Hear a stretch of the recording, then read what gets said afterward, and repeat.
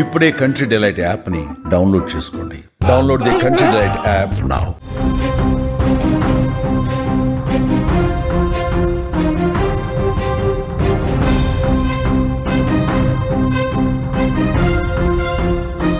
కర్నూలు జిల్లా ఘోర బస్సు ప్రమాద ఘటనలో ప్రస్తుతం ఆ మృతుల గుర్తింపు ప్రక్రియ కొనసాగుతుంది. ఈ ప్రమాదంలో మొత్తం 19 మంది మృతి చెందగా ఇప్పటికే 18 మృతదేహాలను గుర్తించారు. అయితే 19వ మృతదేహం గుర్తింపు విషయంలో ఇంకా స్పష్టత రాలేదు. ఆ 18 గుర్తించిన దాంట్లో కూడా అతి కష్టంగా DNA రిపోర్ట్ల ద్వారా కూడా గుర్తించారు. ఇక 19వ మృతదేహం చిత్తూరు జిల్లాకు చెందిన వ్యక్తిగా అనుమానం కలుగుతోంది అంటూ కూడా చెప్తున్నారు. కుప్పం నియోజకవర్గం గుడిపల్లి మండలం యావగాని పల్లెకి చెందినటువంటి త్రిమూర్తిగా భావిస్తున్నారు. హైదరాబాద్లో ఓ వివాహం కోసం త్రిమూర్తి బుధవారం సాయంత్రం కుప్పం నుంచి బెంగళూరుకు వెళ్ళి అక్కడి నుంచి బస్సులో హైదరాబాద్కు వెళ్ళారు.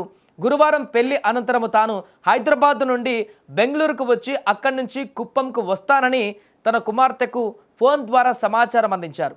గురువారం రాత్రి ఆయన హైదరాబాద్ శివార్లోని ఆరంగర్ వద్ద వేచి ఉండడంతో అప్పటికే అక్కడ ఉన్నటువంటి Vemuri Kaveri travels bus seat ఖాళీ ఉండడంతో ఆయన రిజర్వేషన్ లేకుండా బస్సులో ప్రయాణానికి బయలుదేరాడు.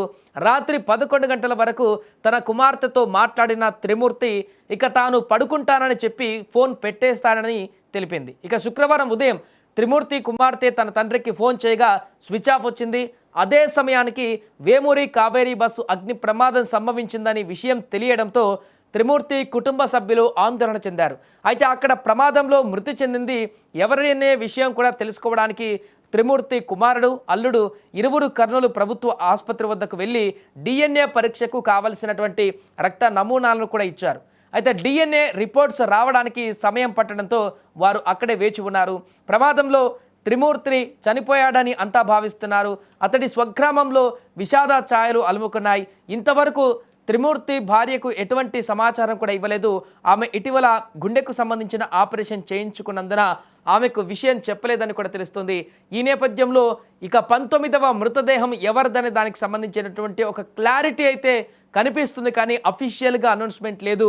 బట్ త్రిమూర్తి మాత్రం ఆయన అడ్రస్ లేదు కాబట్టి బస్సులోకి ఎక్కినటువంటి వివరాలు తన కూతురికి చెప్పాడు కాబట్టి అక్కడ ఇంకా పూర్తి స్థాయిలో డెడ్ బాడీ దొరకకపోయినప్పటికీ కూడా DNA టెస్ట్ ద్వారా పూర్తి వివరాలు రావడానికి కొంత టైం పడుతుంది కాబట్టి అఫీషియల్గా చెప్పడానికి టైం పడుతుంది కాబట్టి ఇక 19వ మృతదేహం త్రిమూర్తిదే అనేటువంటి ఒక అంచనాకు రావడం జరిగింది. దీంతో మొత్తం బస్సు ప్రమాదంలో చనిపోయినటువంటి 19 మంది మృతదేహాలు, వారికి సంబంధించినటువంటి ఆనవాళ్ళు, వారి కుటుంబ సభ్యులకు సంబంధించిన వివరాలన్నీ కూడా తెలిసిపోయాయి.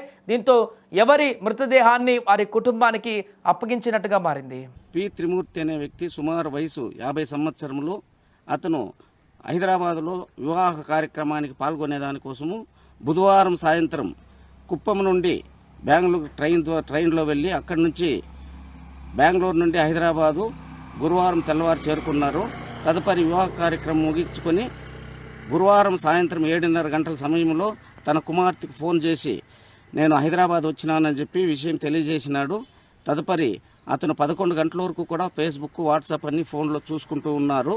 తదుపరి శుక్రవారం ఉదయం కల్లా అతని ఫోన్లు ఏది పనిచేయకపోవడంతో ఆ రోజు రాత్రి 3 గంటలకు కర్నూలు ఫైర్ యాక్సిడెంట్ జరిగిన దానివల్ల అనుమానాలు వచ్చి విస్తృతంగా చూసినారు. తదుపరి ఏ విషయము ఇంకా తెలియలేకుండా ఉన్నది. అతని కుమారుడు వాళ్ళ అల్లుడు ఇద్దరు కూడా కర్నూలు హాస్పిటల్లో ఉన్నారు. DNA టెస్ట్కి పంపించినారు. టెస్టులు ఇంకా రాలేదు కాబట్టి వేచి చూస్తూ ఉన్నారు. కానీ ఏమి జరిగిందో అని అనుమానంగా ఉంది.